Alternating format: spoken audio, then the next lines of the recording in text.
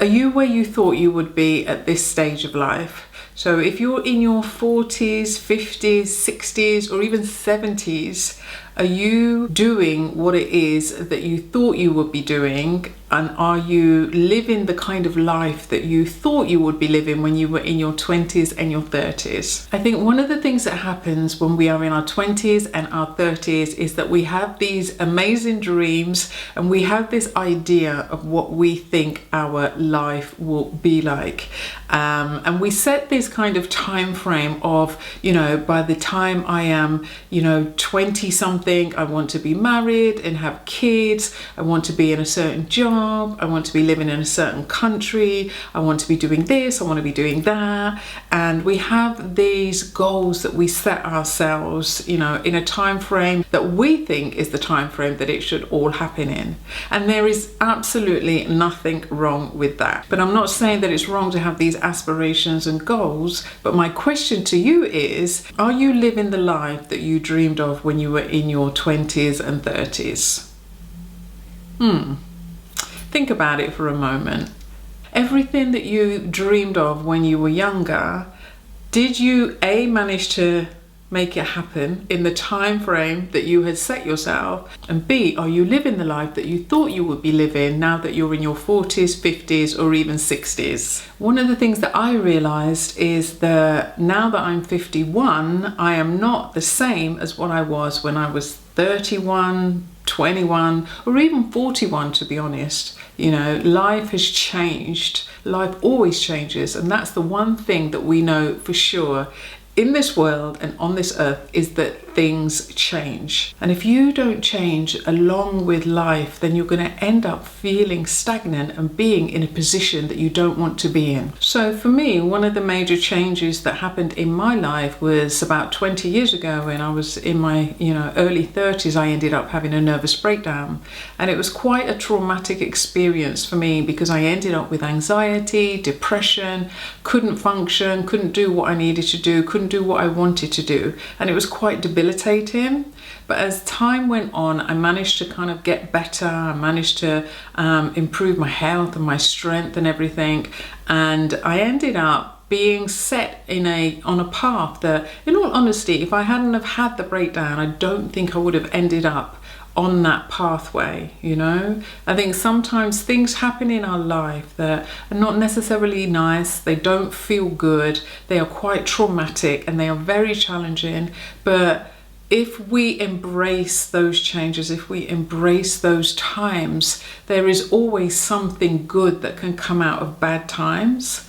And so when I fast forward now to being 51 and seeing the things that I was able to accomplish on that pathway, in that journey that I was taking in my early 30s, it was all really just a setup for what I'm about to do next. So for instance, as I got better years ago, I became an estate agent, and instead of selling the houses, I would buy the houses, and I would be particularly buying them for women that needed somewhere to live. So fast forward now to being 51, and I have a passion for building women's homes around the world. Now, I never in a million years, if you'd have asked me when I was in my teenage years or even in my 20s, if that was what I thought I would be doing, I would be like, no, you're crazy. Absolutely no way. Never in a million years did I think that I would have such a passion and a calling to empower women, support women, and specifically do that by building women's homes. So I think sometimes when we look back at our life, there are threads that have been woven throughout every situation and every circumstance that we have been through that are common threads, that will lead us to where it is that we are supposed to be.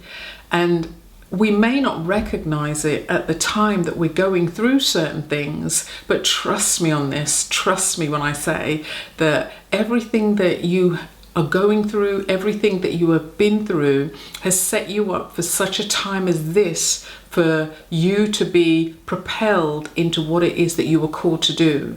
And I feel personally that I am here to empower women over 40 specifically. So women in their 40s, 50s, 60s, even 70s. I believe that is my calling, to be able to show what is possible later on in life. Because when all you see is young people being, being put on a pedestal as being, the next great this, that, and the other, it can be quite disheartening when you get to your 40s, 50s, and 60s and you don't see any examples of what's possible later on in life. So I want to encourage you that you may not be exactly where you want to be, you may not be exactly where you thought you would be, but don't fear, don't worry. You are where you are supposed to be right now, because maybe you are going to be the shining light for people in their 40s, 50s, 60s, and later on in life, to show them that it's never too late. It is never, ever, ever too late. So I just wanted to encourage you with that, to let you know that, going through life when things haven't gone to plan and when things haven't gone the way that you hoped and thought they would be, can be so demoralizing. It really can.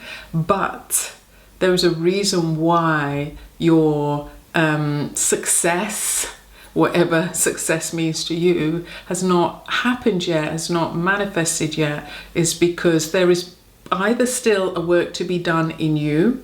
So there is still something that needs to happen in you before that certain thing will happen, or there's work to be done in others.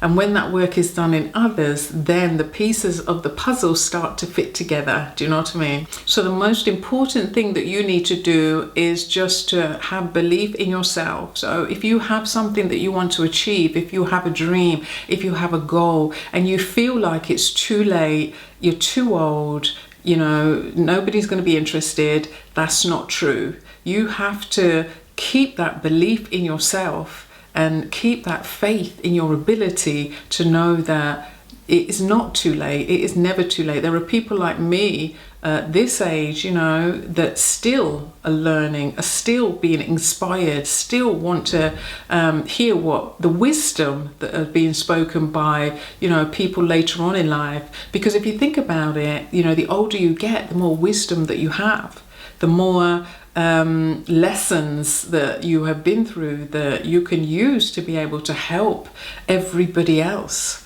So nothing is ever wasted, and your dream is still there for you to realize it if you are strong enough to move away from the fear, get past that fear, and just take what I call small steps. So step by step by step.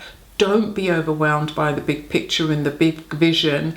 It's all about the small daily steps that you take that will lead you to the bigger picture and that will lead you to the goal. Yes, you have the big vision and the big goal, but you have to break that down into smaller steps in order for you to stop the overwhelm, get over the fear, and start taking action. And as Oprah Winfrey said, you've got to follow your passion. You've got to figure out what it is you love, who you really are, and you have the courage to do that. I believe that the only courage anybody ever needs is the courage to follow your own dreams. And I believe that there is a time and a season for everything. That's the reason why I ended up calling my brand Time with Natalie. There is a time and a season for everything. If you think about some of the most famous people that became successful later on in life, or became more well-known, let's say, because they were always successful, they were just maybe under the radar a little bit more. There's no such thing as an overnight success. These people have been working hard behind the scenes for a long time.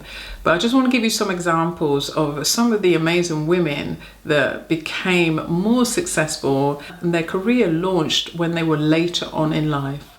Viola Davis became a well-known actress when she was 40 years old, with roles in films like Doubt and The Help and ABC's How to Get Away with Murder. Vera Wang was a figure skater, dancer and journalist before making a grand entrance into the fashion world at age 40 when she opened her flagship bridal store in New York. Octavia Spencer got her big break in 2011 when she won an Oscar for her role in The Help at the age of 41. She then went on to feature in successful films like Hidden Figures.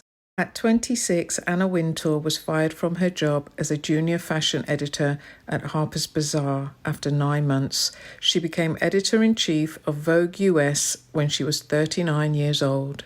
Ava DuVernay didn't pick up a camera until she was 32 years old, and at 41 years old, despite never attending film school, she was nominated for an Oscar for directing the film Selma. Susan Boyle didn't want to audition for Britain's Got Talent because at 47 years old, she believed she was too old.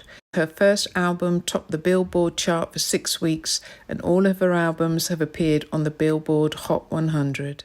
So I hope this video has helped you today, because I really do want to encourage you, that there's nothing wrong in still having dreams that need fulfilling later on in life. So I'm going to leave a link down below of a free document that you can just sign up for. It gives you some really useful and helpful tips on how to build your dreams. So click the link down below, go ahead and just sign up for that, and I shall see you in the next video. Thank you so much for watching. Bye.